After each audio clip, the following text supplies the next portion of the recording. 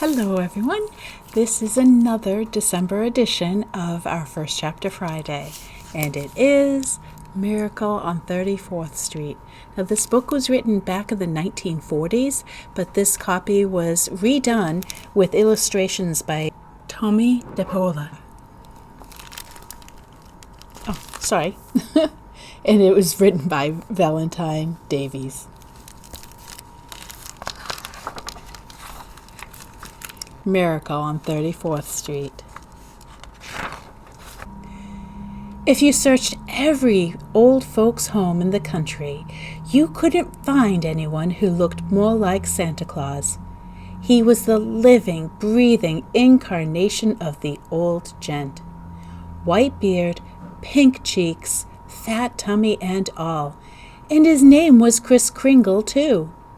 Whether this was coincidence or by design, a sort of stage name he had assumed, his friends at the Maplewood Home for the Aged never knew. Nor did they know exactly how old he was. His white whiskers made him look a good 75, and yet when he laughed or walked, you could swear he wasn't a day over 50. His eyes were quick and happy, and he had a smile to match.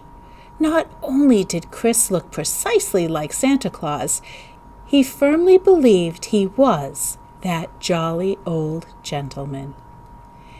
Dr. Pierce, the physician at Maplewood, found this delusion innocent and harmless. In fact, the old man's kindly shrewdness, in all other respects, had won the doctor completely. He was devoted to Kris and was his staunchest defender. He often came to visit his little room in Maplewood. It was littered with toys of all sizes and shapes, half-finished models and catalogs. Kris spent most of his time there, smoking his pipe and whittling at his toys. One November morning, when Dr. Pierce dropped in, Kris hardly noticed him. He was reading a newspaper advertisement, and his eyes snapped with indignation as he read. A shopping service offered to make all purchases of Christmas gifts well in advance of the holiday, and save the subscriber 10% in the bargain. All you have to do is send us the names and ages of all the people you wish to remember. Kris had read aloud. We will relieve you of the irksome necessity of Christmas shopping. Angrily, Kris threw the paper on the floor. Is that what Christmas has degenerated into, Doctor? He asked. It's pure commercialism. Is there no true Christmas spirit left in the world? Dr. Pierce was afraid not. Christmas had certainly been commercialized. It had become big business, and the spirit behind it seemed to be lost in the milling crowds that packed all the stores.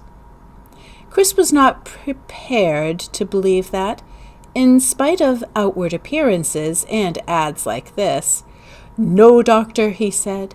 Underneath all the hurry and bustle, people still believe in Santa Claus and all Christmas stands for. He suddenly smiled at the doctor and asked him what he wanted for Christmas. I'll tell you what, said Pierce half to himself. An X-ray machine. We've needed one here for years. You shall have it, Kris said. The doctor smiled. If I get an X-ray machine, I'll know you're the real Santa Claus. You just wait, Doctor. You'll see. Kris picked up a toy and started to whittle away on it, cheerfully pulling at his pipe. But Dr. Pierce was worried. A frown settled over his pleasant face as he watched Kris working.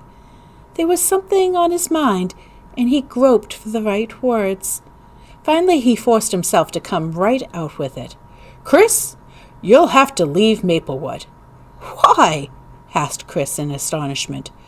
Well, the doctor explained, he had been fighting the board on this for years, but they had finally overruled him and issued a definitive order. In fact, there was nothing more that Pierce could do. Kris still didn't understand.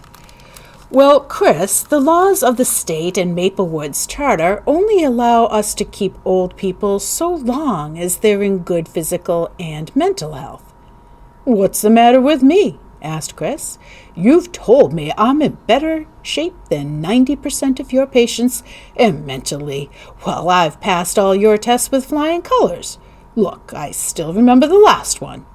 Kris proceeded to go through the routine of a simple mental test, adding and subtracting, giving synonyms for words, and so forth. There was no doubt about it. He knew all the answers. Mr. Kringle, in spite of his age, was keen, alert, and exceptionally skillful. I know, said the doctor quietly, but it's this Kris Kringle business. You know we've discussed it before. You mean because I'm Santa Claus? The doctor nodded slowly. But there's nothing wrong about that, said Kris. It happens to be the truth. It's not quite that simple, Pierce replied. Unfortunately, the board does not believe in Santa Claus, Kris. So technically, you're, well, not acceptable. So I'm not sane because the board of directors doesn't believe in Santa Claus?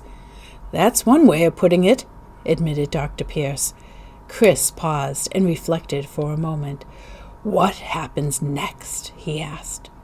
Pierce explained that Maplewood had an arrangement with the Mount Hope Sanatorium. That nut house? Kris exploded. Never! But what's your alternative? Pierce asked him. Have you got any money? Kris examined a small checkbook which lay on his desk. He had $34.86. Kris, you're pretty old, said Dr. Pierce. It won't be easy to earn a living. And if you're unsuccessful, you will become a ward of the state. And if you're picked up because you tell someone you're Santa Claus, you'll be sent to Mount Hope anyway. So why not go direct? But Kris was adamant.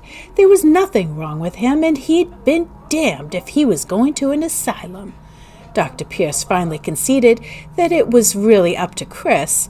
If he left Maplewood, no one would bother him. That would end the case as far as they were concerned. But what would Kris do? How could he fend for himself? He didn't have much money. Where would he stay? The zookeeper in Central Park is a friend of mine. I'll stay with him, Kris answered. Dr. Pierce urged him to reconsider and accept the transfer philosophically. You'll have time to think it over. We'll talk about it again, he said as he moved toward the door. Kris nodded silently, but there was a look of determination on the old man's face. The moment the doctor had gone, he hauled out a large suitcase from his closet and briskly began to pack.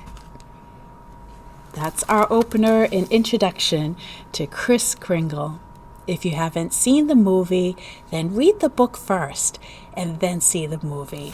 There are two renditions. There's a black and white one that is tremendous, and then this more modern one, as you can see, that's color, and it's using the same actress that was Matilda. So another good story that I highly recommend. All right, well, see you next week. I have at least one or two more on December type books that I'm going to be reading aloud. All right, take care. Thank you for watching.